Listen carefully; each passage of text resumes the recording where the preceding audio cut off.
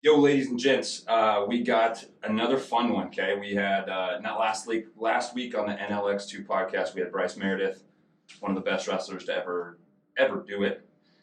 Today, we got probably going to be the most interesting. Okay, I'm going to preface this whole conversation with you've never met somebody like Lance Lombard. Okay, so we're just going to leave it at that until we get into it. So, before we get into it, we got to get into the nitty gritty.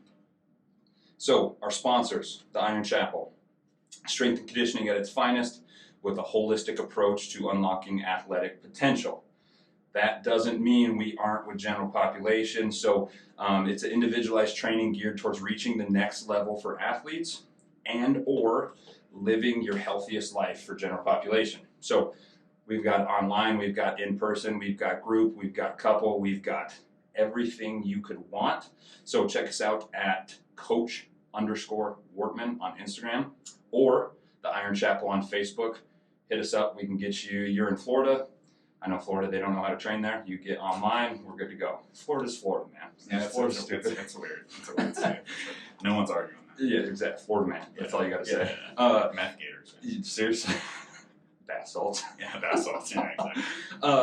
Also, this is the third week we've run this. I'm not going to tell you how long we're going to run it because you just need to get signed up. Listeners of this podcast get 20% off our medical supplementation. This is not going to GNC. This is not going to Complete Nutrition. This is exactly what Joe Schmo needs. Whoever you are listening to this podcast, I know what you need. Get in contact with me, okay? So, Nutrien is a medical supplement company geared towards addressing the underlying causes of disease and maximizing performance. So, listeners of the podcast get 20% off and a free consultation with me because you're not just going to come into a storefront and buy what you want. Okay, you're not going to listen to the guy at the gym and, hey, I need to get on creatine, whey protein, and fish oil. Well, maybe. So sign up at Coach_Wortman on Instagram. Get your email in there. I will be in touch with you as soon as possible. So I preface this with you're never going to meet somebody like this. I'm very, very lucky being sentimental. We're going to have some sentimental. We're going to talk some shit. It's going to be like this huge roller coaster that you're going to like come on this journey with us. But I'm very, very privileged to have Lance as a cousin, as a brother, as a person in my family. But also, it's a battle. It's a brotherhood. That's kind of what it is. So, Lance is from originally. I mean, right now he's living in Bozeman. I'll let him kind of get into him a little bit, very briefly, and glad to have you on here, man. Thanks, I appreciate it. I feel like you owe me money or something. That was a good intro, I do what I do. I'm good at what I do. Yeah, so I'm Toby's cousin. Really, really proud of him. Fortunate enough to come on here and be the least impressive person that's probably ever been on your podcast. I like how Bryce is right before me. Dude, that's a good one to lead with. Okay? Yeah. That's a really good one to lead with. But yeah, I was raised by a single mom, originally from Moreland, Wyoming. I'm a Navy vet.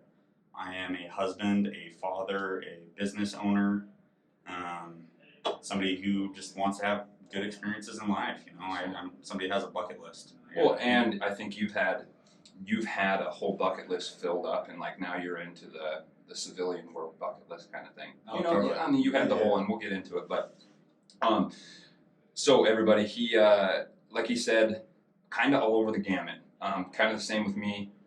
I'm not a father yet. I don't know of. I'm definitely not a father. But give it time. Yeah.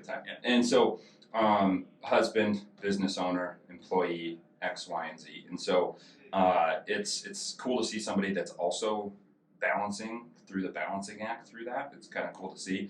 But let's just start from the beginning, man. Very briefly, like the positives. Let's start with like how was the childhood, man? Like your sports, your hobbies. We can get into family here in a little bit, but how was all that? I think I was really blessed in the fact that I moved around so much. I know a lot of people probably, a lot of people don't probably think that would be a blessing.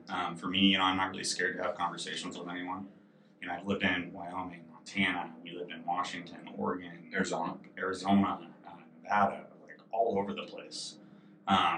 you know, and I had a very strong mom who, you know, worked her tail off.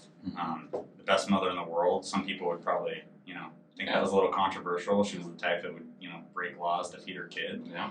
But I would consider that good. Yeah, no, totally in its own way. But so, you know, I feel really, really blessed in that. I always was an active kid, you know, and moving around so much. I saw so many different sports, so many different avenues. You know, I remember being in Wyoming, seeing people riding horses, you know, people riding bulls. I was like, I'm gonna do that someday. Like that's gonna be my thing.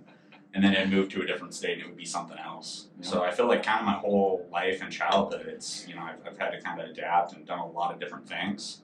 I've been blessed in that regard. Definitely, man. So, I think it's good to look at it that route too, because a lot of people look at it as I was uprooted, I don't have friends, and that's a big thing, and that happens. But also, in both sectors of your life, well, even when you were at the other company, you've got to just travel and see a bunch of stuff. So pre-Navy, Navy, and post-Navy, you've been able to get around and see new things. And so that brought apart, I mean, obviously you were bouncing around, but football and wrestling were kind of the two, right? Yeah, football and wrestling. I did track for a little bit. Okay. Mostly, that was like junior high, mostly for the girls.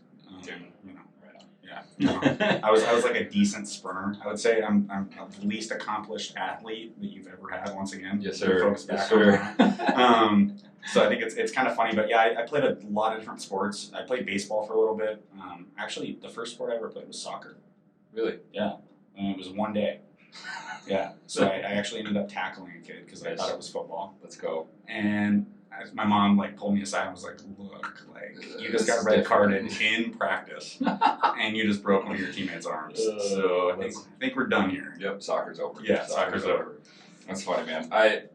And most people that I've had on here, well, we started off with the high school athletes during COVID, and we've had people that aren't athletes, but it's cool to see people that have just that background. I think it helps in anything in life. I mean, I'm a huge advocate of it, but it helps in everything that you're going to do throughout life, and especially wrestling. I mean, football's great, and that's my thing, but especially wrestling, I think. Oh, totally. And, you know, I think for me, it was an escape, too, you know? Yep. I remember, you know, being able to get away from hardships of life. Like, a lot of that stuff doesn't matter when you're challenging yourself, you're playing team sports, you're pushing other people, you're pushing yourself.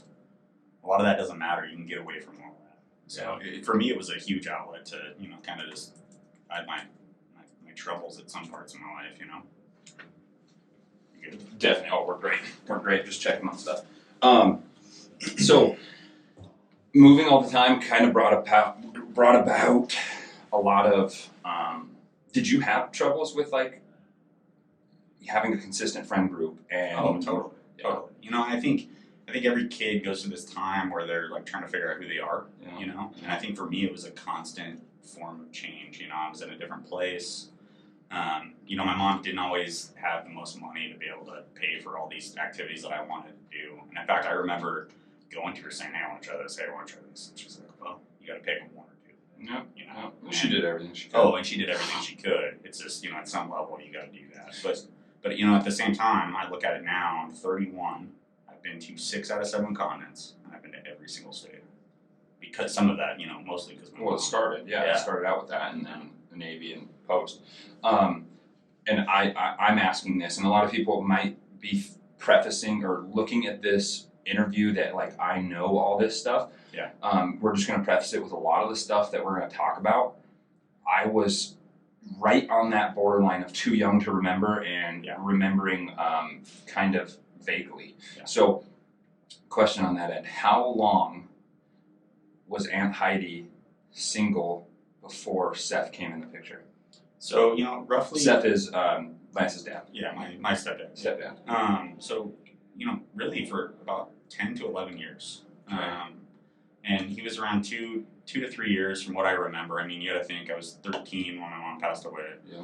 So she dated a lot of different interesting characters throughout the years. That was a lot of reason why we moved. But my mom was also, you know, just trying to make ends meet a lot of times. So she would take these jobs or wherever, you know, opportunities just to try and put some food on the table. Well, before on the podcast, we were talking about East Bay. Yeah. Yes, dude. Yeah. East Bay or Is it East Bay or Eastman's? Eastman's? I think it's Eastman's. Is it Eastman's? Yeah. Anyway, we'll look it up. Either way, everybody knows what we're talking about. Yeah. If you're an athlete, you got the Eastman's catalog put right at your front doorstep. Yeah. The original Amazon. For the record, I reminded him of this, Dude, and it was like the coolest moment for me to say that to you because I saw you light up. It was just like, dude, like I think I still have equipment from them. Yeah, you know. probably do something. And that was the cool thing. Yes, and I think even up to my like sophomore year of high school at least. Yeah. I was probably still getting stuff on there. What was that? Totally. 2010 to 12, somewhere around there. Somebody find out if Eastman's is still in business. Yes. We haven't looked yet. We've been talking about it all day. Dude, I think it's East Bay. I don't know. I don't know. We're gonna look it up. Somebody look it up and let me know. So we're gonna kind of get into the nitty gritty a little bit. So as Lance just mentioned, my Aunt Heidi, his mother, October 15th, 2002, was the day that she officially passed away.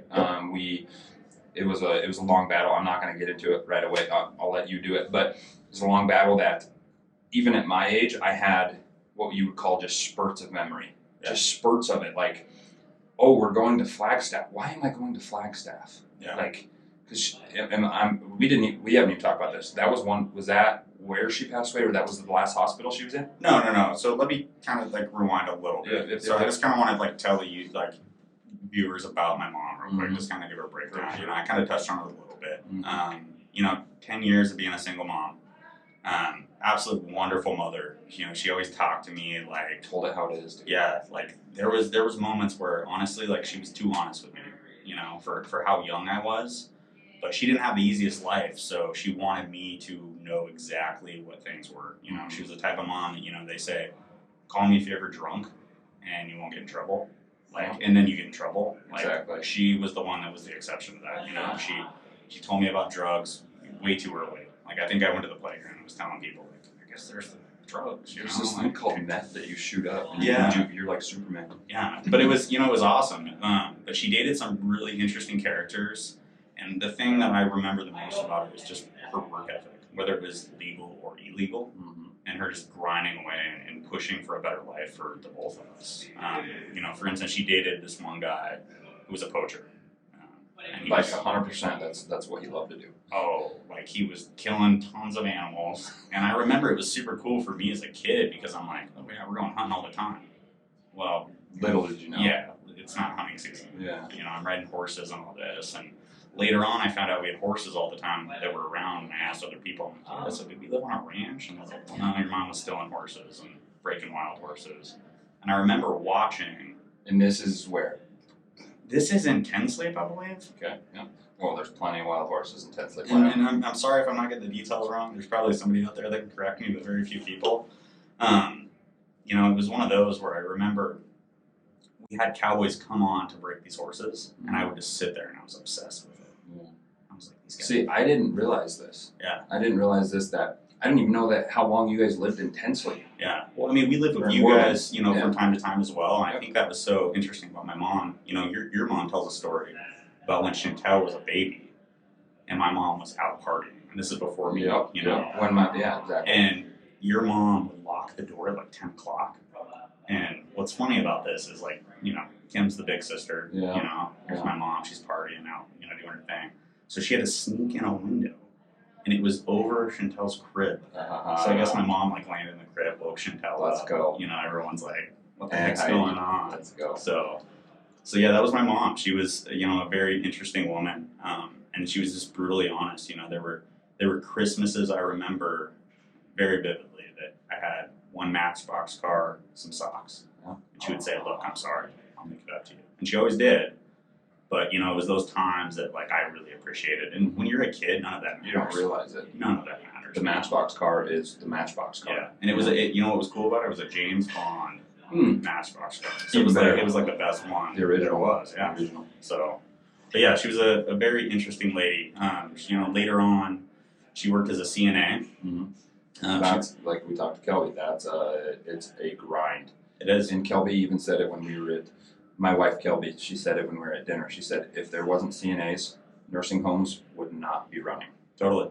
And I think what was cool about my mom is, you know, she really loved that job. She built a lot of connections with her patients. I remember Patch Adams, the Robin Williams movie. It was one of her favorite movies, and that's actually a true story. You know, and she was always somebody that like would look at these people, Mother Teresa, and you know, all these other people, and just want the world to be better. And she was always striving to get to that point. Mm-hmm. So with me, when she was a CNA, we lived in an apartment building across from the old folks home. Oh, okay. And she would basically tell me, look, I can't afford a babysitter, so you're going to be on your own. Yeah.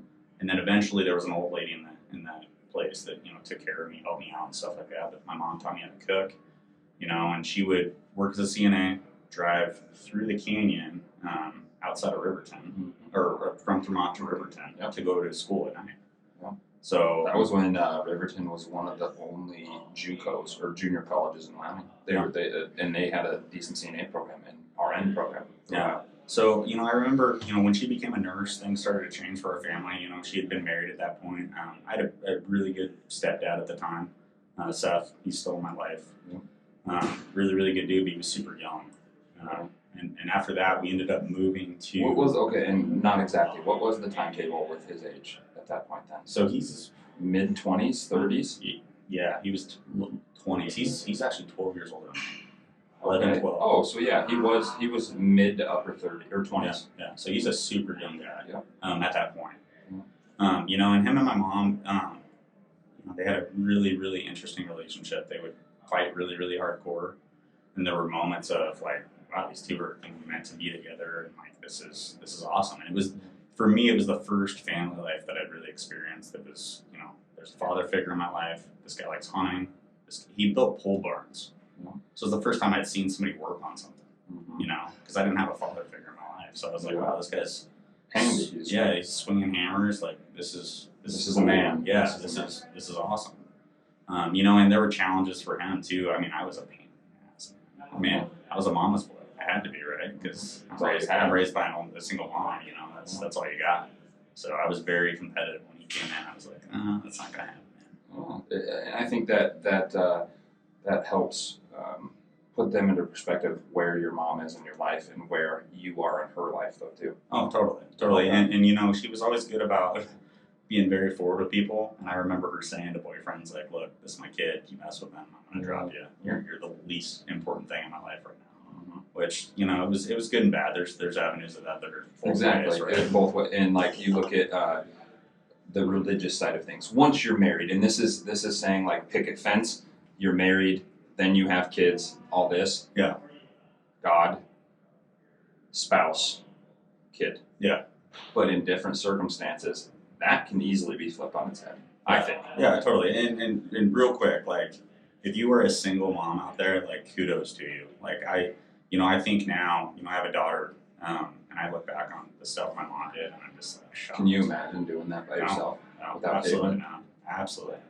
I mean, there's so many women out there making choices and calls and just doing their best. And I honestly think a lot of people look at women that are, you know, applying to jobs that are single moms and they're worried like, oh, well, is this person going to be dependable? And it's like, there are some women out there just grinding right now. And if you give them an opportunity, see ya. They will, sky's the limit with them. I've said this, I haven't said this publicly on a podcast before. I mean, it's not a big deal, but my niche is athletes, but some of my favorite and most interesting and hardest working are women that want to lose weight or women that want a better body composition. Yeah. They're going to do everything they can. They grind, dude. And it's kind of cool to see because I'm used to that athlete mentality. Yeah, totally. So, yeah, so after all of this, you know, I've basically gone through, you know, kind of 8 to 9 years. We ended up moving to a place called Bullhead City, Arizona. And it's actually a really cool town. You know, it's right on the Colorado River. You can throw a rock into Laughlin, Nevada.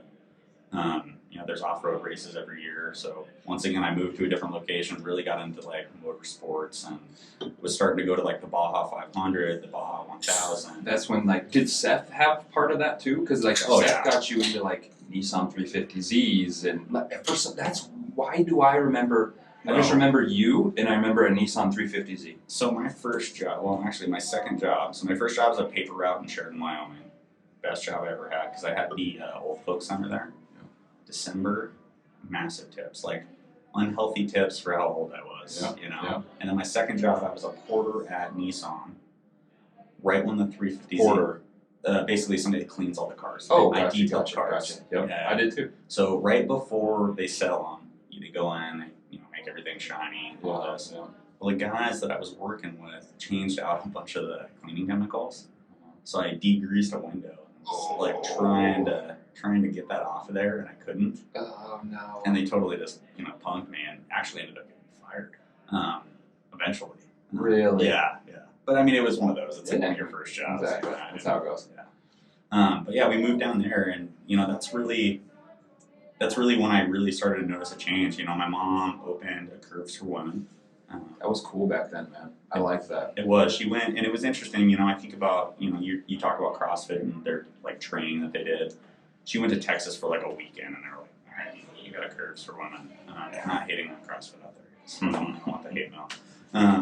But yeah, it was interesting because I know at the time she wasn't somebody that worked out a lot, but she wanted to help women specifically, and she saw it was a good opportunity, and that's when things change. And the story was, I'm playing sports, I'm down there playing Pop Warner football, and I remember we get the Eastman's or East Bay, whatever it is, in the mail, and my mom's like, pick out whatever cleats, whatever gloves, like Pick what you want. go crazy. And I was like, we made it. like I remember I was like, wait. And I think it was like, you remember the Nike spiraled color gloves? Yes. You get like whatever team color. Yeah, you get any team color. Yeah. And like I just remember because before then it was like just black or white. Yep. And then it was like Nike had these crazy gloves. So I'm like, $100 on gloves, $200 on cleats. I'm like, rich. This is awesome. Rich, bitch. Yeah, I'm just going through everything. So it was an interesting time. And then shortly after that, my mom gets in a car accident. And, she had a 2001 Mustang GT. This thing was awesome. And it was awesome for her because I remember it was such a big moment for her when she bought it. Because the whole time, she had like a was going to catch on fire. Yeah. Her whole life she had shitty cars. I remember she bought this car, and this guy ends up hitting her. And come to find out, he was a bartender. He was drunk, behind the wheel after a shift. He'd been drinking on shift, and hits my mom. And I'm a kid. I'm 12, 13 at this point, and I'm just thinking, okay, it's just a car accident, no big deal. My mom's fine. And then a few weeks later, she's saying, man, my back still hurts. I'm like, all right, well, she's gonna get better. That's what happens. People get sick, And they get better. People get better. So little known to me, at this point, she had been subscribed to Oxy. And I want to preface this too, guys.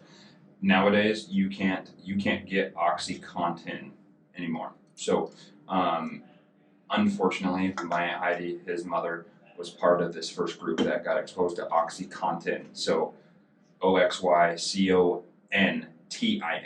Nowadays, you get oxycodone, which is a mixture between hydrocodone.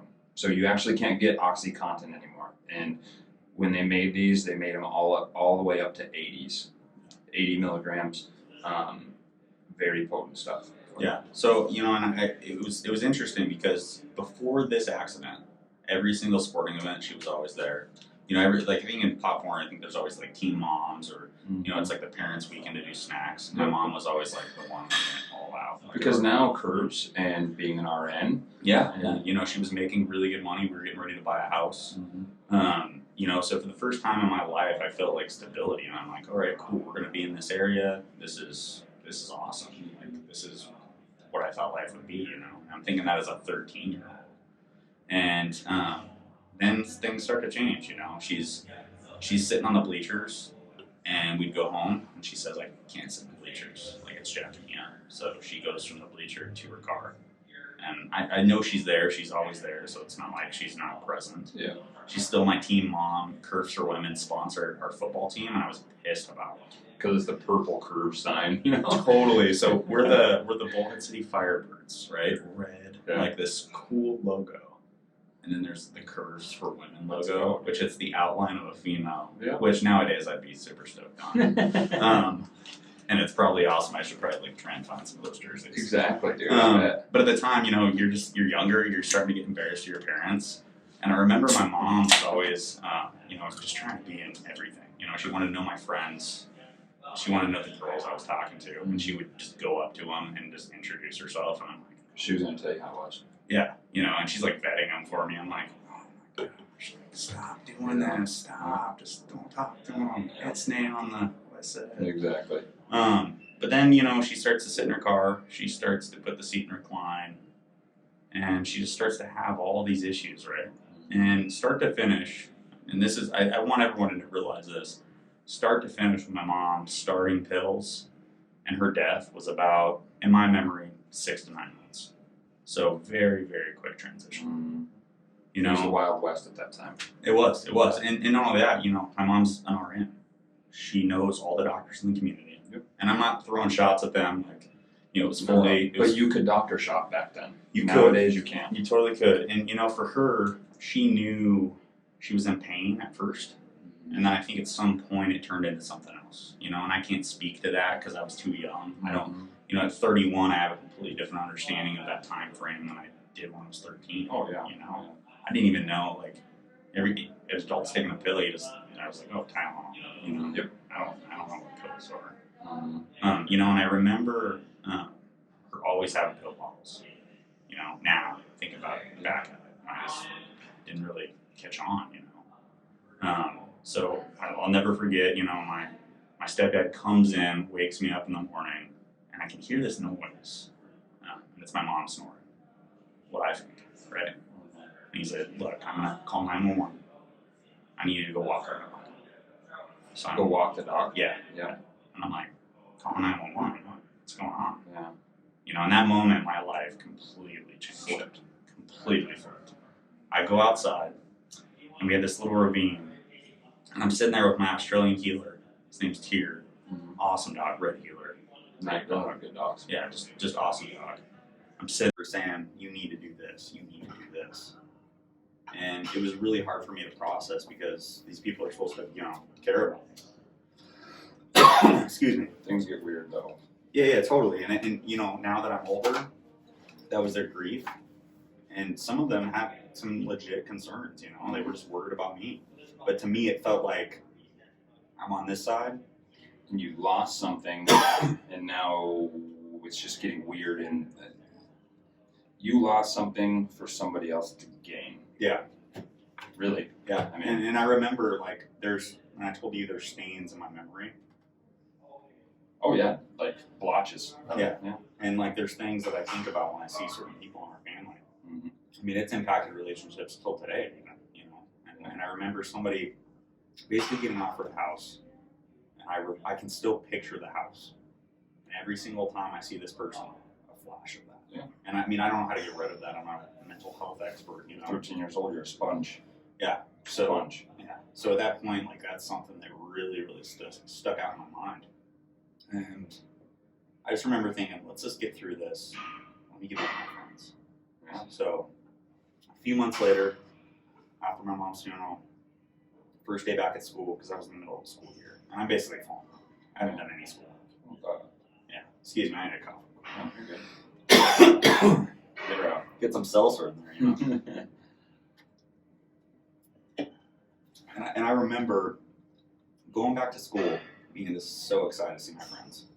And the thing I didn't realize is, not a lot of people, when you're that young, not a lot of parents die. So I'm like this pariah. I remember walking into school and everyone's staring at me. I'm like, wow, this is different. People know. And there's a sympathy factor. It's not that they're being mean or whatever. There's a sympathy factor. And you got to think my mom was my football team coach. So I went to school with all my friends. They all knew her. Yep. The entire Poplar football program knew her in that town. She was a nurse in that town. She was a in business owner. So it was front and center. And I hadn't realized the magnitude of that yet. And I get to school, I'm just stoked to see my friends, and there's a bunch of them that wrote me letters and said they loved me and filled my locker with stuff. And I sit down for my first class. I've been to school for months at this point, and sit down, it's a history class. And the vice principal of the school. I don't want to throw out any names. I don't want to throw shade at them. She pulls me out of class. So that's already a thing, you know. It's like, oh, why is he getting pulled out of class? And she just tells me, you're going to fail. We're going to hold you back. Get your shit together. Yeah, get your shit together. And I remember sitting there thinking, and I'm outside during this because we had basically a bunch of different buildings. Yeah. Huge high school. Well, this is junior high at this point. Yeah. So at this point, I'm just thinking, so I should care about school, right? I just lost my mom, and like my world is upside down. So that was a huge moment for me, and I'm not trying to throw shade at teachers because there have been great teachers that have impacted my life. And in fact, I told you about one of them. I reached out to him. You know, it makes their day, dude. It really does. But like, you can also go the other way with that. You know, there's bad teachers out there. Mm-hmm. You know, just like there's bad cops, just like there's good cops. Just don't even get us into that. Yeah, totally. But it was one of those where I remember that moment stood out for me because I was like, okay, I don't give two shits about school now. Yeah. Like I went the opposite direction. So I struggled, you know, and I continued playing football. I remember that season of Pop Warner, they put a black line through the team logo for my mom. Everyone had initials on their helmets. That's cool. It was super cool, but it was also everywhere. You couldn't escape it. Every single facet of my life. Personal, family. Family, big time. You're getting that pull. While you're move the mic up a little bit too for everybody. Perfect. So, big in the community, very loved, and you just couldn't get an escape. You couldn't. Oh, absolutely. Family seems to be this place that you think you can have refuge and be safe, but at that time, it was volatile, dude. It was like really, really out of whack. Yeah, and I mean, to give people perspective, there were still two sides. So the day after I go to school, you know, I'm like struggling. You know, I just lost my mom. I go back to school. Things aren't the way I thought they'd be. And then I get a state-appointed attorney because somebody's filed for custody for me, and they're basically suing my stepdad at this point. So I'm so young, and my birthday's in November, and my mom passed away in October. So in between this time, guess what? I've turned 14, which that's significant because in Arizona, I can decide who I stay with. So I'll never. You have to have a person, but you get to decide that person. Yeah. I guess the way it was described to me is your vote at that point is pretty significant within the court. It's really hard to get around. So a year later, you wouldn't have a choice, or earlier. Earlier, yeah, no way. It would have just happened. I wouldn't have any choice. It would have been wherever. Well, it would have been with family. Yeah. So you know, I'm dealing with this, and all this is going down, and also I'm not getting along with my family. You know, I just lost my mom. I'm supposed to be like have the support system, so things get really, really dark for me. And you know, this is when being a kid from Wyoming, areas I've been around, I'd always been around guns, everything like that. I remember there were times where I was suicidal at 13, 14. Yeah. I mean, there was a time I remember going into a closet, grabbing a gun, just being like, how would I do this? Just at least entertaining the thought. Oh, absolutely. Like, beyond entertaining a thought, like, had the gun in my hand, like, this can't be my life now. You know what I mean? Like, we've gone in just 3 months, like, upside down. Fast, dude. Fast. And I remember I was, you know, as a kid from Wyoming, you're good with guns, you know what I mean? I don't load them, I'm loading them. Good with steel, renegade. Yeah, no. And I remember thinking, like, is this where I've got, like, this is the point where, like, things end? I was like, this can't be, you know? And luckily, I'm really glad that I let go of that, you know what I mean? And that became an afterthought. That was just a balancing moment, you know what I mean? It was experience-based. Totally. And my world was closing in on me, you know? I mean, sports wasn't doing it. I'm reminded of my mom's death every 2 seconds. I had a state-appointed attorney. And this is funny. I'll never forget this. I go into my state-appointed attorney's office. She's like, come in. She doesn't even know my name. On her desk is like stacks of papers. She's like, what do you want? And I'm like, oh, cool. Somebody actually cares about what I want, you know, during this process. So I'm like, all right, I want to stay with my stepdad. And that was pretty much the end of all legal action at that point. I ended up staying with him. But because of that, I felt like there were some upset feelings. I felt like at that moment there was a huge break in my family with people communicating to me. So now I'm just on an island, you know. And this is 2 weeks before that. I'm like, to kill myself. Yeah. Now I just lost my mom and most of my family, not all. Yeah, exactly. There's a few. There's a few, but I just remember thinking, like, how the hell am I going to get through this? Very weird time, man. Yeah. Having contrasts, contrasts in other things, not an early parent death, but I think that's why my mom and my dad and Gabe and everybody took my drug addiction so harshly. Oh, absolutely. Because of Eric. So for everybody on there, Eric is, so we had Kim, Heidi, Eric, and Kent. And these are all brothers and sisters, and we had 2 of them pass away from inevitably drug use. Yeah, one long-term effects, one short-term, right? Exactly. Yeah. So, and Heidi being short-term. And so, me having a drug addiction early on, it was taken seriously. You know? And so, I remember like our moments, you know. Yeah. And to this day, I feel bad about it because, you know, I pulled you aside and wanted to talk to you, and I didn't have that place to. But I was being pressured to, you know, at the same time. Because, I mean, I had my own issues when I was your age, you know, at that point. Yeah. In high school, dude, I drank all the time in high school. I mean, from the time my mom died till 22, I was drunk. Well, you had to have something. Yeah. And so we both had parallels in that regard of having outside substance kind of try to control our lives, and making it out on the other end is a very cool experience to have your cousin, brother, getting to be on the other end, having this podcast is kind of cool, you know. So, and it's unique too, you know some of the story, and you can provide it piece it together. Yeah. And you were young too, you have your own memories of it, which is interesting as well. Very interesting, man. Very crazy, and just very splotched here and there of weird stuff. So that kind of rounds out your high school career, and obviously the bulk of what we just talked about is like that meat and potatoes we really want to talk about. Yeah. Stuff that I'm very interested in. I tell people I have one regret in life, and it was not going to the military. It was military or football, and I chose football. So kind of transitioning into, and this can have aspects of, and Heidi too, but transitioning into your Navy life. So tell people about your MOS, and we'll just go from there, man. So it's super cool. So I was very, very lucky during high school because I had a teacher. His name's Mr. Turcato.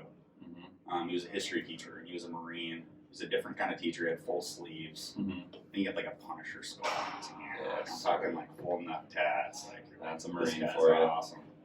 And he was really interesting. And I think our school said you can't bring recruiters in for whatever reason. Yeah. So he's like, okay, well, I'm going to bring some recruiters in to tell military history.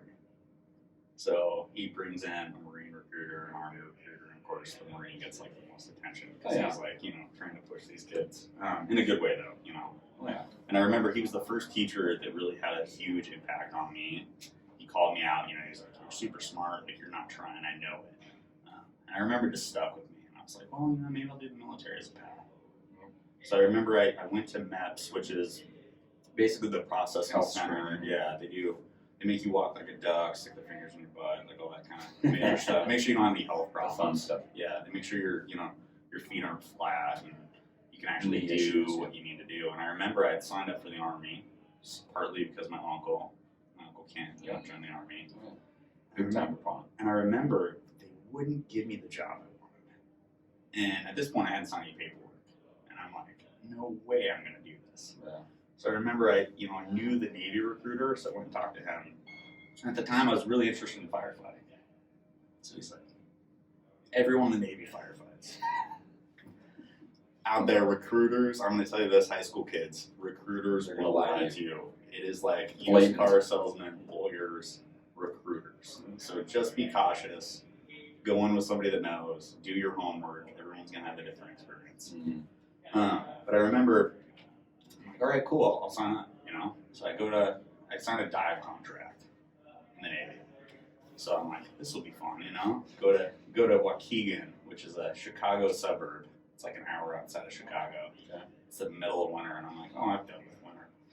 Wyoming, baby. not that lake effect stuff. Yeah. It's a little bit different, dude. I'm talking like wind sideways at 60 degrees, frozen North Dakota. sickles. Yeah, it's serious stuff. And go through basic training, go to A school out there, and I'm in a pool a lot. And for a lot of people who don't know, the USS Indianapolis is a boat that went down. And a lot of the Navy water survival schools are named the USS Indianapolis, specifically the one at Great Lakes for boot camp for Navy. Oh. And it's where they teach you, like, hey, this is how you inflate your coveralls if you're in the ocean. This is how you tread water. This is how you do all that. So basically, you know, on a dive contract, you live there, you're swimming a lot, you're doing all these things. So I was, you know, lucky enough to be in a pool and swim, and my mom was a great swimmer. That was always something that, you know, she taught me how to swim from a really, really early age. So it was something I enjoyed doing, so I always gravitated towards that. And then I ended up hurting myself. I actually ended up getting out of training for diving. I was super upset about it because I slipped on some ice. I'll never forget this. Slipped on my ice and I hyperextended my knee, so I had to wear one of those like immobilization braces. 0 degrees for a while. Yeah. And I remember like I had to wait for a reclass up. So it was one of those where if you just get bumped to class. Yeah, you just get bumped to class, but sometimes it takes a long time for them to get students for you to like be able to go through the same cycle. And they're like, well, you can go to the fleet right now, or you can wait for a class up. At that point, I'm like, I need to get out of Great Lakes. This weather sucks. Yeah, dude. So I put a dream sheet out, and I'd gone through engineering school. Dream sheet. It's like your top 3. Yeah, top 3. And I remember for my dream sheet for bases, I put Japan. There's a lot of people go to Japan. Yeah. That's where Logan was a lot. Yeah, and I put Japan, I put Virginia Beach, and I put Florida. And I get San Diego. And this is funny because I'm thankful I get stationed San Diego. People would realize West Coast, East Coast Navy.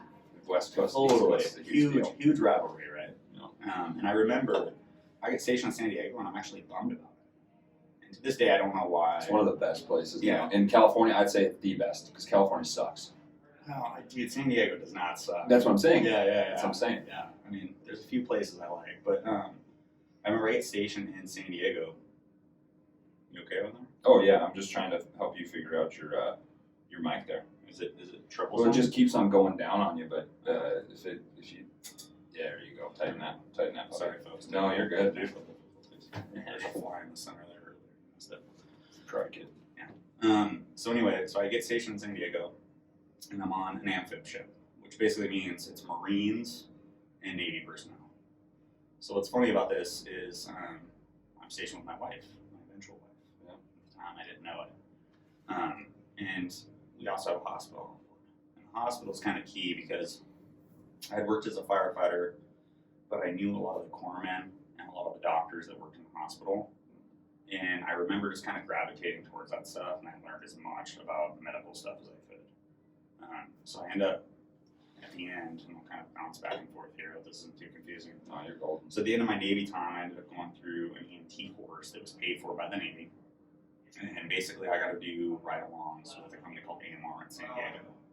At the time, we called it Stab Diego because there was a lot of stab victims there. So I got to be an EMT and, you know, do that side of things. So I had a pretty high knowledge of medical stuff. And first responders. Totally. You know, and I met a lot of people from CHP and CAL FIRE and all these different avenues. My time in the Navy was really awesome because I had some really unique deployments. My first deployment was to South America. We did humanitarian aid, which a lot of people I didn't know this. Yeah, a lot of people don't do humanitarian aid deployments. It's pretty uncommon to go into South America. You know, right now, especially during that time, I joined the Navy in 2007. My first deployment was 2008. I'll never forget this because one of the guys on the boat, I got there, we basically made a deployment 3 weeks after I got to the boat. He takes me out for a burrito, a California burrito, which is like sour cream, french fries, beef. And I ate half of it because it was so big. And I left it in his Subaru, and he parked it for 3 months in California. Oh, dude. So I remember this guy, sorry out there, sorry. He comes up to me like the next day on the deployment, like we've already left the port, and he's like, dude, you left that burrito in the car. And I just remember thinking, fuck, I totally did. You know, I'll pay for a car detail, and I'm thinking like, that's probably not gonna do it. No, man. dude, you're gonna have to strip carpet and like everything. Yeah, so I didn't really hear what happened after that. Oh, dude. But yeah, I was super South lucky. America. Super lucky in that. So I ended up going to Lima, Peru. We went to basically every Central America and South America country. Explain a humanitarian deployment. So basically, the Navy is unique in the fact that, we're off coast. We can provide hurricane relief or, tsunami relief. Some of the National Guard stuff. Some of the National Guard stuff. Mostly it's, we have aircraft on our plane or on our ship. Sure. So we can basically provide a lot of supplies when there's no supply chain. In this instance, we were painting churches and building aid, basically. Going out into the community, trying to help relationships, things like that. Just further, There wasn't a war going on at that time. I mean, it took a little bit till then, Yeah. The early 2000s of military was. Well, this is 2007. So we're Iraq, Afghanistan's popping off. It's popping off at now. this point, yeah, for sure. So that was my first deployment. We get back from that, and then my next deployment is Africa. We're off the coast of Africa, and I'll never forget this. So we go on that deployment, and the Fukushima reactor tsunami happens, and we actually almost got tasked to do that, and I was like freaking out because I'm like, I don't want to be. I've seen Chernobyl. I'm exposed to that stuff. I've seen Chernobyl now, but I knew a decent amount about like radioactive stuff. And I don't want to have I don't want my kids to have 3 arms. But ended. I thought it would get to that way. Oh, true. Yeah, so good at like table tennis. Just pickleball, dude. Yeah, all with day. Badminton. All day. But then we end up going to Africa and we're doing anti-piracy ops. So I ended up being on the ship. That checks out Captain Phillips. And it was the first time I was exposed to SEAL Team 6. They fly out at C-130s, they skydive into the water, hit boats and all this stuff. And I'm just like, oh shit, these guys are real well equipped, dude. Yeah. Explain to people what happened with the Somali pirates with Captain Phillips. So, kind of a controversial topic. A lot of people don't realize. He was basically on a merchant vessel. If I remember right, his company had been warned that there were piracy going on in the area. If I'm not correct on this, don't be mad at me, folks out there, but the Germans had a ship taken over, a merchant vessel, and so did the India. Yeah. They had lost a ship to pirates, and they had active hostage situations going on.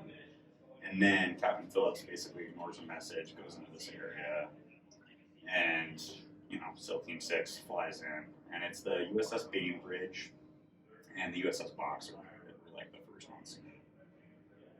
So this is going on, and I remember we had a well deck, and what that means is our ship could sink. We could use ballasting tanks, let seawater in. We could sink and accept hovercraft, things called LCACs, landing craft air cushions, which are basically giant hovercrafts that can have Stryker vehicles and equipment and personnel on them. They can also accept like SWIC boats, which is special weapons craft crewmen. For some reason, that's one of the only things that I remember about you being involved with, because I researched that because I was so interested in that. Yeah. Those SWIC boats being able to stop on a dime, they have 50 cals on them. Oh, You're totally. loaded up with 50 miniguns too. Exactly. Miniguns, 50 cals, miniguns. Yeah. There's a sweet video of a carp, an Asian carp, jacking a dude up online. Yeah, and the cool thing is, and you explained this to me, when I think I was in San Diego with Logan, and I met you there. This is the first time I met Caitlin. Yeah. These SWIC boats carried water in their boat, mm-hmm. so that when you hit the brake, the water transfers to the front, and you literally stop on a dime. You're stopping almost as quick as a vehicle. Yeah. It's basically, I think it's like a flap that they put down, and it basically just catches so much water it just stops the boat in its place. Anyways, so Captain Phillips, sorry. Yeah. No, you're fine. You're fine. So I remember just seeing these guys, and it's it's one of those, like, if you were in conventional Navy, there's a thing called brown water Navy, blue water Navy. So at this point, I'm just on a ship, and I'm like, wow, this is like badass. These guys are doing some really cool shit, And you're sitting on a ship, and you're living with like 900 dudes on a berthing, and you have like 6 showers, so you live with all types of people. You get real patient real quick. I imagine it's like the house that you lived in when you first went to Dickinson. Yes, sir. About as The similar. hawk house, dude. Yeah, the hawk house. Burn it down. I've heard these stories. Burn it down. Burn it down. Black mold, dude. Probably black mold in a Navy ship as well. Probably a little bit more than black mold. Yeah, a little bit more. But yeah, you basically. Excuse me. The seltzers make me burp here. Bud Light, sponsor us. Sponsor the podcast. These actually are better than White Claw. I told you, it doesn't give you the aftertaste of a White Claw. You're still under the calorie barrier. You're good to go. So anyway, I remember seeing this and just seeing that like the capabilities of these dudes was just crazy. They're jumping out of a C-130 To deploy so quick, so efficiently. Totally. They drop literally boats out of planes into the water. They skydive in, and there's tons of them. And I just remember they had like the coolest weapons because I was really into guns. You know, I just remember this. And I had never seen an MP7 before until then. Military issue. Are you still on an M4 platform? Are you? What do you use? Which? Because the SEALs get to choose. SEAls get to choose what they want. Yeah.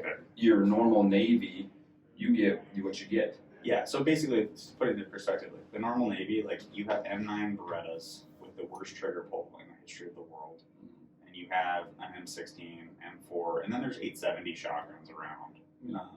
But that's it. Like, and it's low budget stuff. Yeah. Like, there's no optics, there's no lasers, there's no nothing. It's pretty lame. Mm-hmm. And of course, you know, ships have, you know, security, things like that. And if things happen, they can whip out. You know, we have an armory and things like that. They have 50 cals on the side of the ship. They have Sea-Whiz, which is like 20 millimeter, and it's like a robot. It's like an R2-D2 thing, and it will shoot down another anti-ship missile. So there's a lot of defenses on ships. You know, it's like I wouldn't go fucking with the Navy right now. That wouldn't be good advice to anyone out there. But yeah, I remember just seeing this, and I'm just like, wow, this is pretty crazy. And then I saw the people bugging, like on the ship. Hey man, what gear do you use? Hey man, what gun? You don't want to be that guy. Hey, what sneakers? What socks do you wear? And at the same time, I remember just sitting there listening because Being interested, Yeah. but not being that guy. being interested, but like, you know, just trying to like hear what he said, and that was a cool moment for me because I sat there and was like, wow, that is interesting. I wonder how they pick their gear, you know. And little did I know at the time, but that was a huge thing for me. You know, I ended up getting out of the military, Being a gearhead. I ended up getting out of the military working for a company called Mystery Ranch, and they had every single SOCOM contract for every single backpack. So at the time, I didn't realize that would be a part of my life, but I also remember just super listening to everything, you know. And one day they did like a recruiting thing because they knew they were just like, look, let's just answer everyone's questions. So they shut the fuck up. And I'm sure that's what they were thinking. Oh yeah. So they do like an open class thing, and like, hey, here's the requirements for bugs, here's the requirements for this. And I remember just thinking, wow, I know that I don't have enough time left in my enlistment that I can do that. Because at this time I had, you know, been married. I ended up meeting a great girl, and she actually got out of the Navy before me. So this is my last deployment. You're getting pulled out. Yeah, and I remember just thinking like, man, fuck, that kind of sucks a little bit, you know? Like I would love to give this a shot. But at the end of the day, it was like, my life was changing at that moment. Yeah, what's important? What's important. So we ended up getting back, and luckily for me, I knew a doc from her ship that got transferred to the hospital. And I stayed in touch with her. She kind of told me about some of these EMT programs, and I kind of went that route. So I started doing my EMT stuff, started going to night college, 8-week college. Yeah. You know, basically you have to do ride-alongs with AMR and visit the community, and dude, some of those calls were just like, I remember we had a lady who was a hoarder in her house, and they couldn't get her out of the house because she was so big. So we show up, and there's just like a fire crew there, just like carrying newspapers. And I'm just like, oh my gosh, this is what these guys do every day. It's not just violence. It's weird stuff, man. You know, weird stuff. And then I remember there's another call going on, and this lady had been stabbed in the neck. You know, and the way it works in California is paramedics typically take the major calls, but it depends on what's going on, if they need assistance or not. So sometimes you'll have multiple crews on a call. I remember this lady had a knife in her neck, and I'm thinking, okay, cool, like she's gonna be on the ground, I don't want to deal with her, you know, like that's kind of what you're thinking, because you don't want to like have to like deal with somebody that's gonna like try and grab things or pull it out, and you're just trying to get him to the hospital and not kill him at the end of the day. And she's upright, and she's like yelling at the cops. And I remember just sitting there off, just like, what are you doing right now? And the cops are just like not having it. Obviously, she's a frequent flyer at this point. Like they know who she is. In fact, one of them made a comment, "Double glove, bro, double glove." Yeah. And then she slaps a cop. Oh. And the cops at this point are like not having it. They need an excuse to take her down. So they tackle her like Goldberg spear, full blown. And I'm just like, there's a knife in her neck. There's a knife in her neck. Like I don't know what to do at this point. I'm like, they didn't treat me this in my EMT class. Your class. This is not what I thought I would be doing. But yeah, so I did that, and then I ended up transitioning out of the military, which is another interesting thing for a lot of folks out there. So, I haven't had one person that I know that's been in the military that's had an easy transition. Yeah, it is what it is. I would call it in a microscope, transitioning from playing college football, having a brotherhood, having this, because it's a full-time job. Your practice, film, lunch, film, practice, sleep. Your day schedule. Yeah. So it's in a microscope. It's not as much because it's not a full lifestyle, I guess. But dude, it totally is. I mean, I think about what you went through, like outside looking in. I think it's very similar. Yeah, it's a brotherhood that I miss. Totally. And in fact, you probably have some better relationships with folks than I do. I mean, there's a lot of folks you just lose, 100%. Lose touch with. You know what I mean? Some stay in the Navy and they're moving all the time, and at least with college football, you're grounded, and you're still in Dickinson, so it's good for you. It's been a great community for me. You become a member of this community, full blown, business owner, alumni and coach. So I'm still involved with the community or the college, the university, and alumni. So it's kind of nice. Yeah. But for me, I remember every part of my life leading up to this. I drank heavily in high school. I get in the Navy, I kind of toned it down, which is not really typical. Most folks are like James. Yeah, most folks are like crushing alcohol. And by the way, anyone that's in a port city that a Navy ship pulls into, I apologize heavily because they go in and they fuck shit up. The Marines do too, though. Yeah. But I remember I transitioned out, and lived in California. I was like, rent's like $2,000, and I'm a paycheck for a studio. We're living in the hood, and I don't have a paycheck anymore. And I'm like, well, I have this thing called the GI Bill. And my recruiter, I remember he said something about that. My college is free. So we moved to Springfield, Missouri. Missouri State University is there. So Caitlin and I both applied. And is that Mizzou or is that Mizzou's Missouri University? Yeah, so Mizzou is in Columbus. Oh, gotcha. Right up the road. Gotcha. But Missouri State University is in Springfield. Gotcha. So it's like 4 hours. So. Oh, okay. I think the season before I got there, they were like 0-11 at football. I probably should have tried out. I would have been like the starting quarterback at that point. But I remember we go to college and we get these library. We pre-ordered all of our books, because we were getting there, and they give us this bag, and Missouri State University is spelled wrong. Ooh, and good start. I'm like, that's weird. It's kind of, I should have kept that. Good start.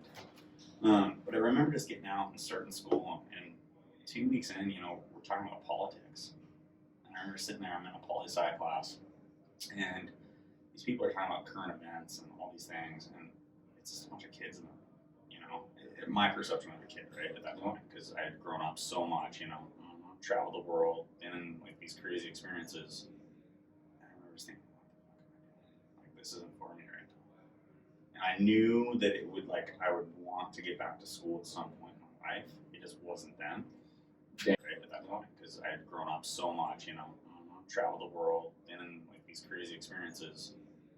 I remember just thinking, like, this isn't for me right now. And I knew that it would, I would want to get back to school at some point in my life. It just wasn't then. Dan experienced that too. He was in the Marines for his whole contract, came back to Dickinson State, wrestled, and a lot of people talk about it, and I've seen it with my master's program. I'm way more engaged now in my master's because I'm living life. I'm not a college student who thinks he's busy. Yeah. I know I was an athlete and honor student, but thought I was busy. You have a whole different perspective once you get out of the military and into college, because now it's life. It's not, I get a 4-year break. Totally. And to be honest, I looked at it like, oh, this will be a vacation, which is probably the wrong mentality to go into it with. But at the time, I'd gone from, I had 4 years of somebody telling me what to do, Guidance, where I needed to be. And I just remember feeling lost. And I'm like, I came home and told Caitlin, I'm like, this isn't important. So, for those of you who don't know, Springfield, Missouri is actually home to Bass Pro. That's actually where Johnny Morris founded it, in that area. And it's an awesome area, but I went down there and they had a gunsmith shop. At the time, I think Discovery Channel and all these shows, there were all these gunsmith shows and stuff. And I'm like, I love firearms. Let's get me into that. And I remember talking to one of the gunsmiths there, and I'm like, hey, you go to college? He's like, no. I'm like, oh, perfect.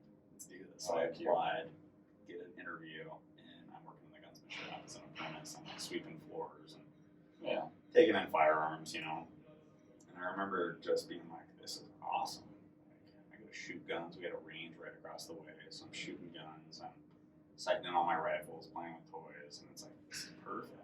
I'm making $8 an hour. Like, married outside of the military. Yeah, and I'm happy as can be, but at the same time, it's like, this isn't.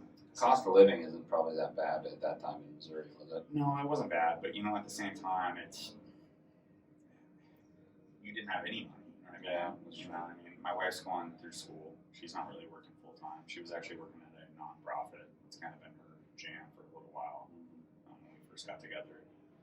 So both of us were just not making a ton of money, and I just kind of felt lost. I'm enjoying my work, but my wife not providing. My wife knows I'm not growing, so she's pushing me, and I'm like, what the hell am I doing? But I'm meeting cool folks. Working at Bass Pro was a really good experience. I started basically meeting all the firearm salesmen.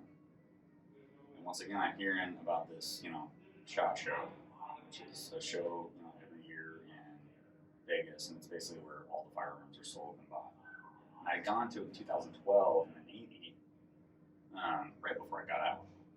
So I remember just thinking, I want to be in that industry. So let's see how far I can go. So I basically just used it to network and meet all those firearms guys. There was a company at the time called Nemo Arms, and they were in Montana and Kalispell specifically. And I met this guy named Clint Walker, who was a traveling salesman. He was one of the owners of the company at the time. And I remember just being like, man, this is a cool job. So I go home one night and I talked to my dad. He said, I think we need to move. He's like, I think you're right. So I'm like, are we doing this? No. So we ended up moving to Montana.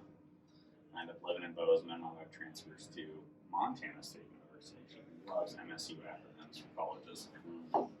And I ended up getting a job with a company called Mystery Range Backpacks.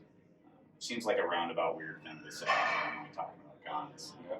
But I knew about this company because some of the sales had been talking about it. In fact, I knew some of the people at the company as well. And they basically were like, hey, we don't have a lot of military folks. You can start in the back warehouse. Well, I had knowledge on radios, weapons, different things from my military experience. So they started bringing me into other conversations. Mm-hmm. So before you know it, I'm a sales rep for them, and I'm traveling to every military installation in the U.S. And just listening to guys saying, hey, we need this in our packs, we need that. Hey, what kind of gear are you carrying? And I turn into that guy, but like in a helpful way, not in that like just curiosity way. And I'm just listening to guys complain about different things. And I go back to a design team and I can talk to them. They can build something that addresses an issue. And I can actually have an impact with these guys. So it was kind of a cool aha moment for me because I'm like, whoa, these guys are supposed to be the best in the world, right? They have the best gear. And they still have needs. They still have needs. Like, why? No one thinks about that stuff. So for me, it was a really cool time in my life because I would just get thrown whatever. They would hand me a radio, they'd hand me this gun, this piece of body armor, a hydration system, jamming systems for IEDs, different housings. Just tons of different things, And it eventually got to the point where we're doing free fall bags for them. So I'm like, oh, we're doing free fall stuff. would I do free fall stuff? Because at the end of the day, I'm, you know, a man child. Yeah. But at the same time, like, I felt always like a hypocrite. You can't talk to these guys who are doing this unless you understand how they're actually using the gear. And I'd already skydived at that point. So for me, I'm like... In the military? Well, so not in the military, no. I'd skydived outside of the military. Gotcha. But I'd always been that guy that would show up at the summer and be like, I want to get my license and do one jump and disappear. So I ended up talking to some friends in the industry, and they get me to go to free fall school with the Marine Corps, with the recon guys in Arizona. So I'm jumping equipment at this point, like bags and different things like that. They're showing me how to do everything. And I'm like, holy shit, this sucks. Like, this is crazy. And for those of you who don't know, you know, I think a lot of people have gone skydiving at this point. Skydiving's super fun in the community, in like the civilian world. In the military world, they throw body armor on you. You have a gun, you have night vision, you have all this heavy equipment, plus you have a bag in between your legs, sometimes you have a dog. You hooked me up to the entire pack that one time. I have a picture of that. Yeah, and I think honestly, like, I was probably 30 to 40 pounds shy on you. Yeah. With all that gear, and I mean, you felt it, like, Oh, yeah. and jumping like that is just no fun.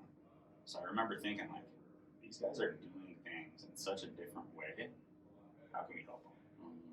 And that was the whole thought process I ever took at Mystery Ranch was, let's try and make things better for those guys. And now it's really cool because you can do that with anything.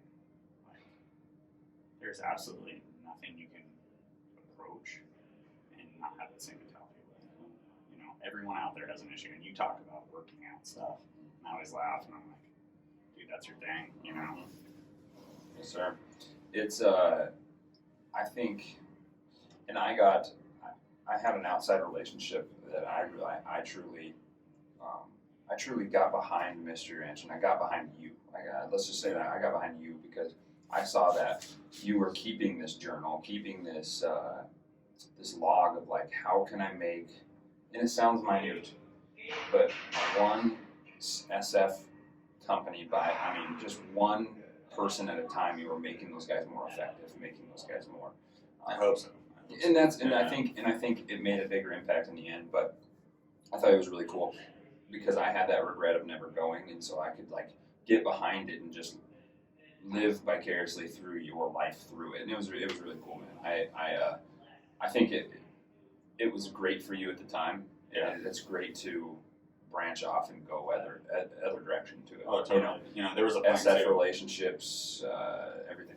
and there was a point too where I looked at it and I'm like, I'm trying to love way too much, you know. And I was envious of that for a while because I love traveling, but then you're on the whole opposite end of the spectrum because it was too much. Oh yeah, I mean, dude. Saw Caitlin one weekend a month, maybe. Yeah. There were times where I was like gone, and you know, at this point, I have a kid, you know, who we named after my mom, which is a super special moment, and I'm missing out on everything. So for me, I'm unhappy at this point. I'm like, I need to make some serious. It's time to move on. Serious life changes. Yeah, man. So, you good? Yeah. Okay. So, transitioning from there, I guess, going from Mystery Ranch, you still want to be in that sector at some point. I mean, in some type of way. Oh, totally. So, how did that transition? It was a very unique time, going from Mystery Ranch to COVID, completely threw everything off. Mystery Ranch, COVID, and then getting into where you're at now. Yeah, so, you know, I decided to leave in February of this year. And for those of you who don't know, I ended up going to SHOT Show in January. Everyone's laughing about COVID. You know, it's like, and there's some Chinese folks there. There's Asian officials, like all this stuff, and none of us are really taking it seriously. I think everyone at that point is like, Nobody really did. Even the news is like, oh, this is gonna go away. You know? And then I remember, countries are shutting down. I think Italy was the first to shut down. After China. Yeah, after China, of course. And then I remember just manufacturing kind of hit a wall. Like, we were hearing stories about like these guys not, having factories closing in China. That's kind of crazy. But at the time, for me, all my stuff was made in the U.S. So I'm still like, whatever, it doesn't matter. So I ended up leaving in February, take a little bit of time, and I'm supposed to start with a company called the Brown Buffalo. And then all the states started shutting down. And for those of you who don't know, Brown Buffalo is a company. They're out of Costa Mesa, California. And California's been one of the worst hit states with this whole government restriction stuff. Excuse me. So I'm just thinking, okay, when are we going to get started? And then everything shuts down. So for those of you who don't know, my wife, in between this, has opened a daycare in our house. So my 2-bedroom, 2-bath, Condensed. 1,000 square foot place is a preschool for 12 kids during the day. So I'm like, this is a different life right now than I'm envisioning. You know, I'm thinking I'm gonna go from like backpacks to doing cool stuff. And now here I am. I'm in a preschool essentially all day, and I'm like locked in my room. So that was a little bit tough, but I look at it and I see so many people that are struggling that we're doing good before this. And it's really hard for me to complain when my bills are paid, and my wife was able to do that through her business, which is awesome. And she's also an accelerated nursing student through MSU, Montana State. My wife being already an RN, we had a conversation about it, that she, obviously, when you are in this situation, you're going to do it, but she's like, I don't know if I could do an accelerated nursing program. Yeah.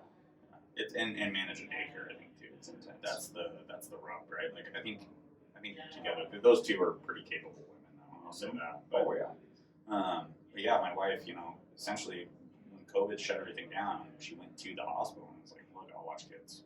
Essential worker, baby. And that saved our entire program, saved us financially. So, I mean, I have a lot of blessings. Both of us got saved by our wives. Yeah. Both of us. Which is humbling. It is. Super humbling. And I think I had a hard time with it initially, and like, talk about some psychology. Like, my mom always made sure the bills were paid. So I got this unhealthy level of workmanship, I call it. Like, I will grind. I will make a job the most important thing in my life, which obviously isn't good with a kid and a wife. You know what I mean? So that was another good thing that came about this. I'm at home now. Yeah. Now my wife's in nursing school. We have a daycare. And it's all falling together well, though. Yeah, totally. And then I'm with my daughter, so I'm like, all right, this is a different avenue. So now I'm working on teaching my Have you seen positives? Yeah, have you seen so much more from Mystery Ranch days, traveling every weekend and every week till now? Totally. I mean, I think it's interesting. I think a lot of dads out there, that first year is tough, man. And, I was traveling on top of all of that with having a kid. I didn't feel connected to my daughter at all, and then I come home and my wife's like, I need a break, here you go. And she doesn't feel connected to you at that point. Exactly. But I'm not putting the work in. I'm not being the man I need to be. So through this whole process, being at home has been really, really good for me. And I know a ton of folks are out there suffering. And the thing is, though, is like not every part of this is bad. There's a lot of bad going on. But there's some really, really good things too. I'm sure people are going through, I think it'll make us all change, kind of how we're doing things. 150%, dude. It's I had a coming to Jesus moment when it happened. March 19th was the executive order in North Dakota for gyms and fitness facilities to shut down. Oh, you're so good with dates.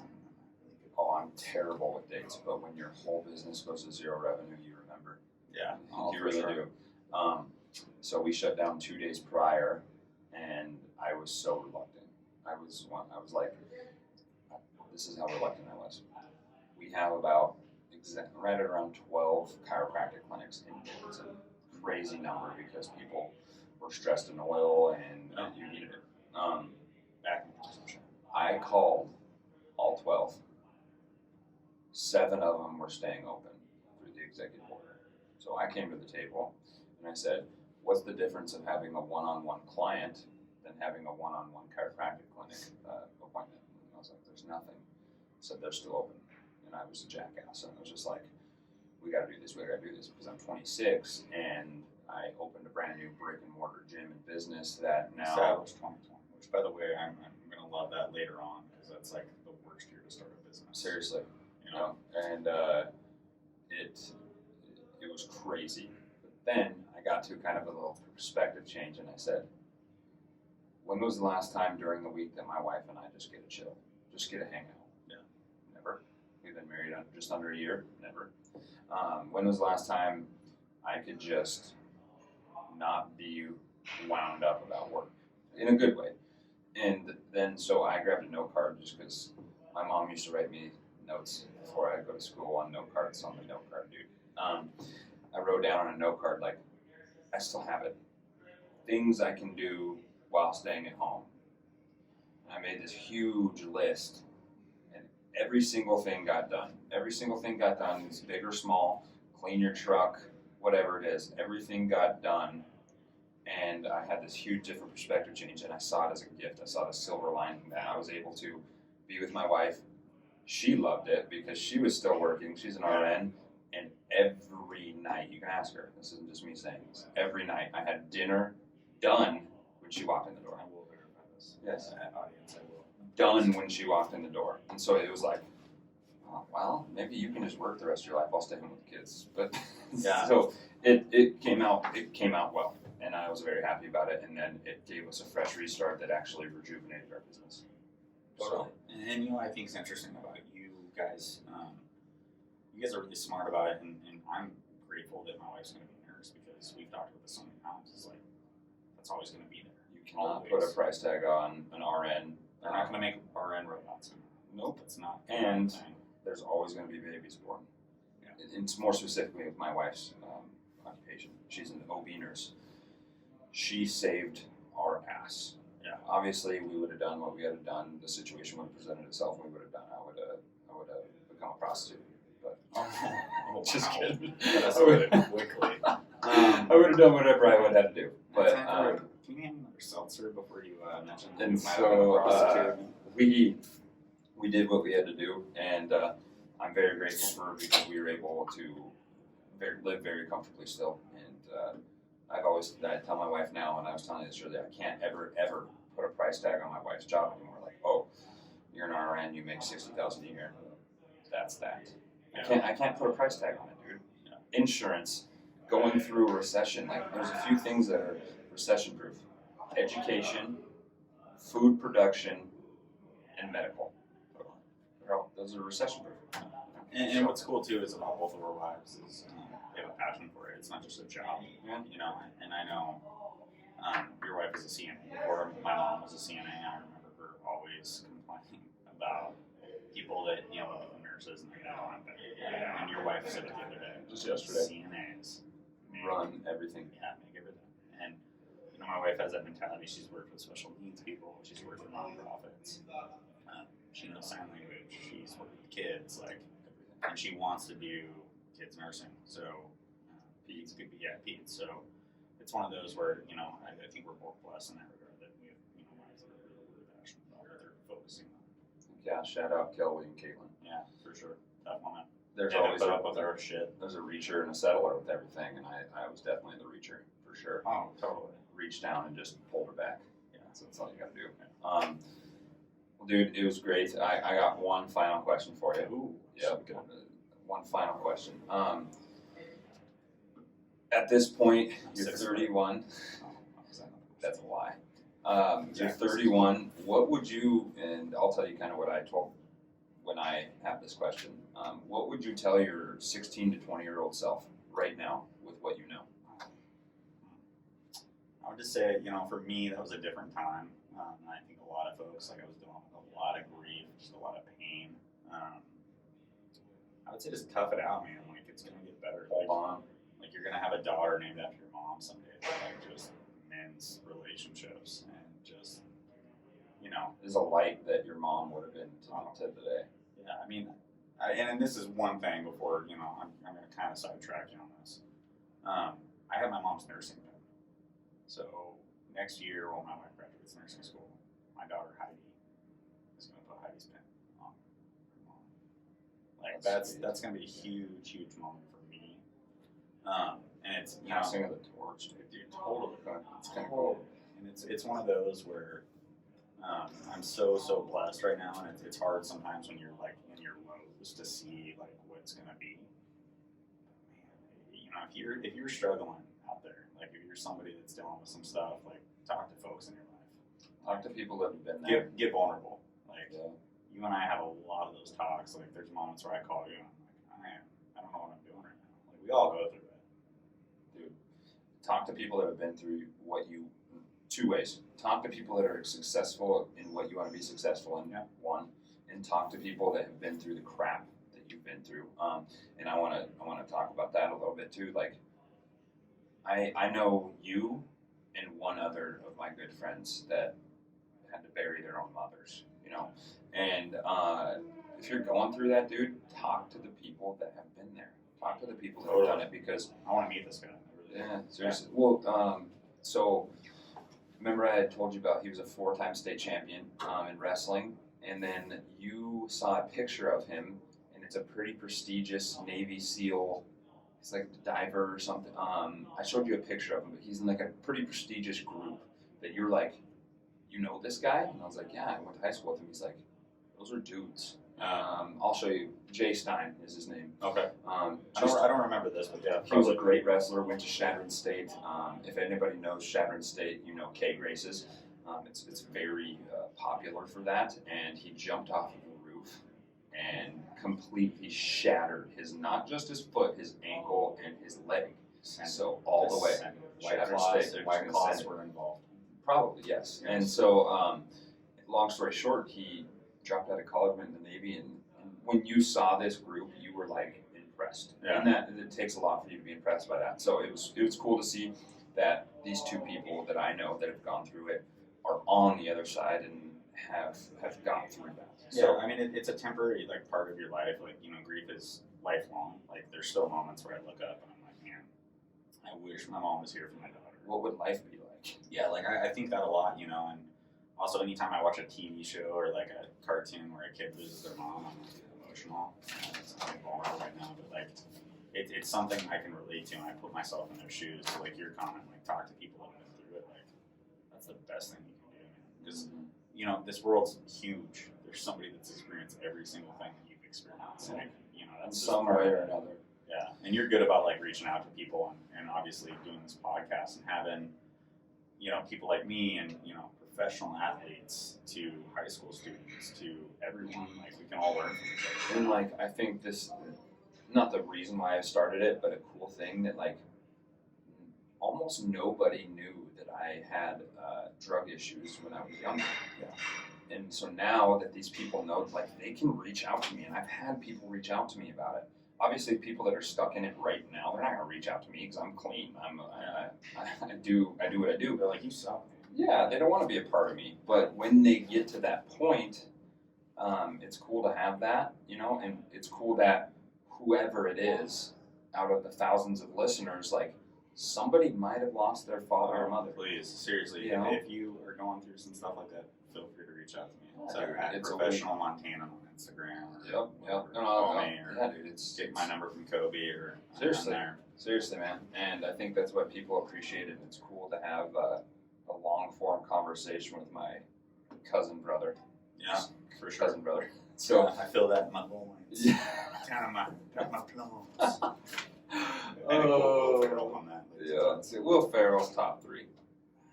Yeah, he is. Adam Chris Sandler. Farley. Oh, Will dude. Ferrell. Yeah. Chris Farley, Adam Sandler. I'm sorry, I have to change that. Dave Chappelle. He's top 5. Yeah. He's upwards of the top 5. I just don't know why. Maybe it's just, it connects with me a little bit more, but Will Ferrell's comedy is just like. Shirts, blouses, man. Friends. I mean, let's get on Chappelle. How about Andrew Schultz right now, though?